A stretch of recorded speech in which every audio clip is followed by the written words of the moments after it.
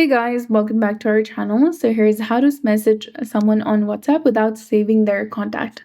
First, open your WhatsApp application and log into your specific account. On the main chat screen, tap on the plus icon in the top right or the bottom right to start a new chat. You can find and tap on your own WhatsApp number. This will open a personal chat with yourself. In this personal chat, go ahead and type in the phone number of the person that you want to message without saving it. After that, tap on the send arrow. Now, the number you just sent will now appear as a clickable link in the chat.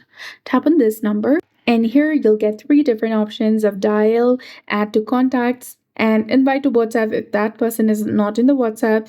Otherwise, you'll get the option to message on WhatsApp instead of invite if that person is available on WhatsApp. You can tap on it, simply tap on message in WhatsApp, and this will open a new direct chat with that number, allowing you to send messages without having to set them to your phone's contacts. So that's it. I hope you found this video helpful. If you did, please like, share, and subscribe. Thanks for watching. We'll see you again in the next one.